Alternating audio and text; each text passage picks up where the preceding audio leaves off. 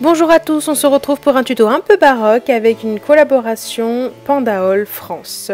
Vous aurez besoin pour ce faire du matériel suivant: un cabochon, une estampe bien ajourée, du fil de satin, une perle, un crochet d'oreille et d'une tige. En matériel, pince, ciseaux, colle. On va commencer par coller son cabochon au centre de son estampe. Donc il faut une estampe avec des trous bien ajourés de façon à ce que le satin puisse passer après dedans. Vous allez comprendre pourquoi. Donc je place mon cabochon au centre de mon estampe en essayant d'être la plus nette possible.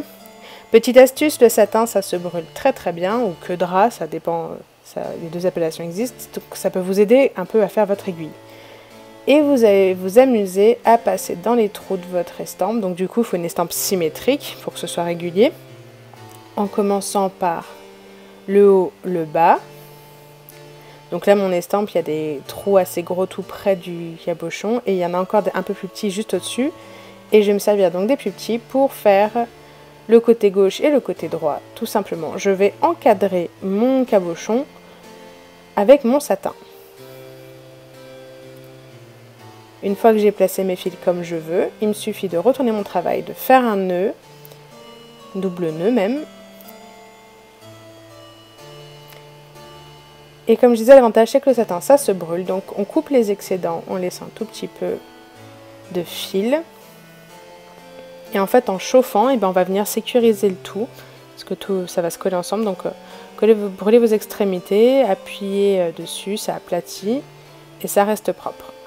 Vous pouvez vous en arrêter ici, mais on va continuer la déco pour un côté encore plus baroque si on veut, avec deux versions. La première, la perle avec deux œillets pour aller au-dessus.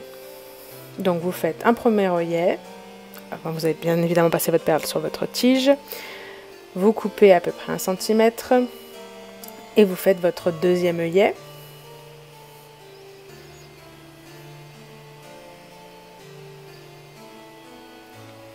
Une fois fait, on ouvre son anneau, on passe l'estampe dedans, on referme. Et l'œillet du dessus servira à faire tenir le crochet d'oreille.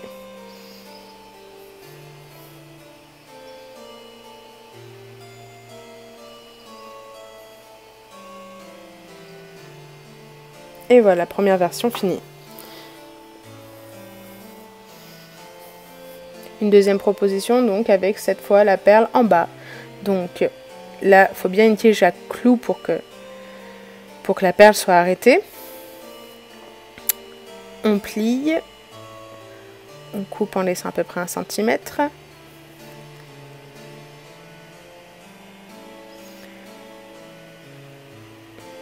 On fait son œillet et votre breloque est prête.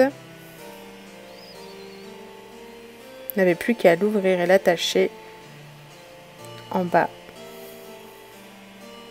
Donc ces propositions sont si vous avez envie de rajouter une touche de couleur, un rappel par exemple entre le cabochon et la perle. Donc là vous pouvez aussi vous arrêter avant et garder juste l'estampe et le cabochon si vous avez envie de moins de breloques. Ensuite on accroche son crochet d'oreille et on a fini. Et pourquoi pas faire les deux comme j'ai fait? Ça peut être rigolo, une paire asymétrique.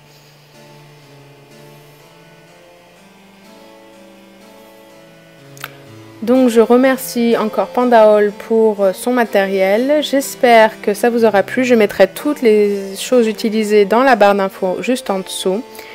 Tout le matériel vient de chez eux, j'espère que ça vous a plu, je vous invite à vous abonner si cela est le cas, à mettre un beau pouce en l'air et à me rejoindre sur les réseaux sociaux. Je vous fais des gros bisous et je vous dis à bientôt.